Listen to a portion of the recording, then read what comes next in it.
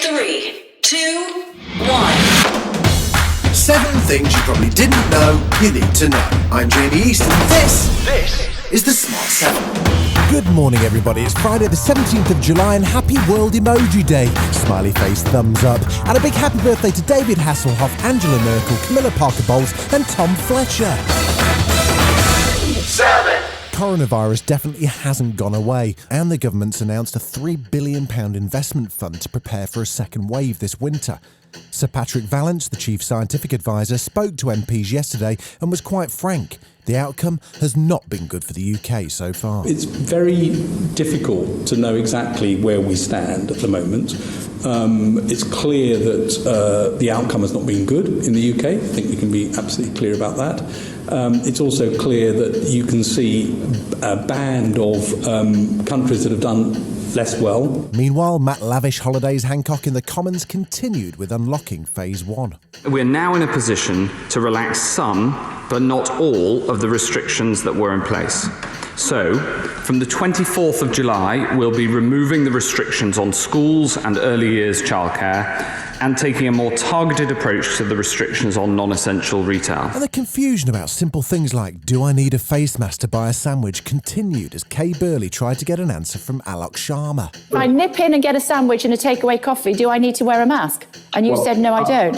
Well, I said that it is recommended, and I hope I provide the clarification at this juncture. I don't think you have, so let's just go for it once more. So the Health Secretary said, I do need to wear it.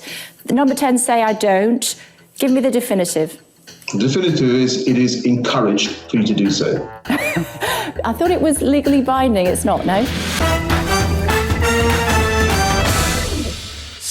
The government's been accused of delaying the Russia report into interference in the 2019 election. Now details are emerging of a potential Russian hack on British scientists working on vaccines. Dominic Raab says investigations are ongoing. We're in a position now to say that we believe, we know with reasonable confidence that Russian actors were involved in trying to interfere with the 2019 election, principally through trying to spread, amplify online illegally obtained leaked documents relating to the UK-US free trade negotiations, but we will reserve our right to take appropriate measures when we have the conclusion of that investigation. Meanwhile, Russia says it's anti-Russian nonsense.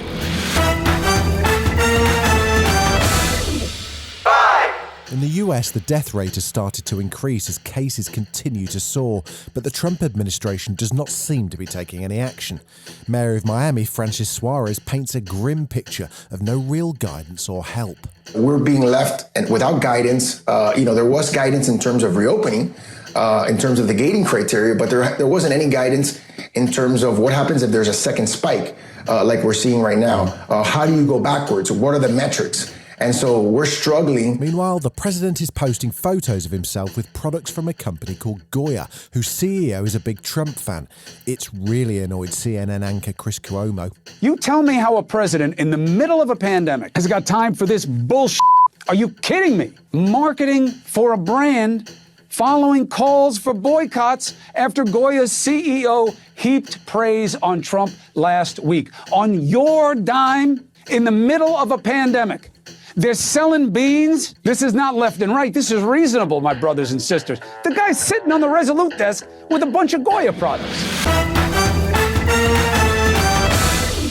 4. The Johnny Depp versus the Sun newspaper trial continues. 2 of his exes testified yesterday, or they were due to. In the end, their witness statements were just placed on the record. Both Winona Ryder and Vanessa Paradis said that Johnny was never violent, describing him instead as loving, caring and attentive. As the case rumbles on, a clip emerged from 2009 when Johnny Depp first met Amber Heard on the set of the movie The Rum Diary. Here he is talking about his early impressions of her on the Graham Norton show. It's a very funny film, but it's a romantic film. She is so beautiful. Amber Heard.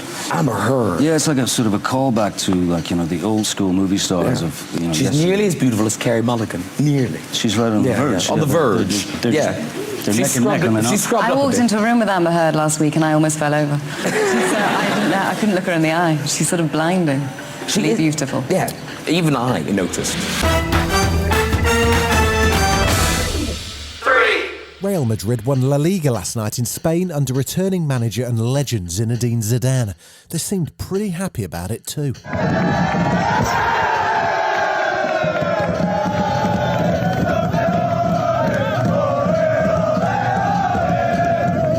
At home, it was a busy night in the Premier League with 4 games. Southampton drew with Brighton, Everton drew with Aston Villa, Leicester beat Sheffield United 2-0, and Man United did the same to Crystal Palace.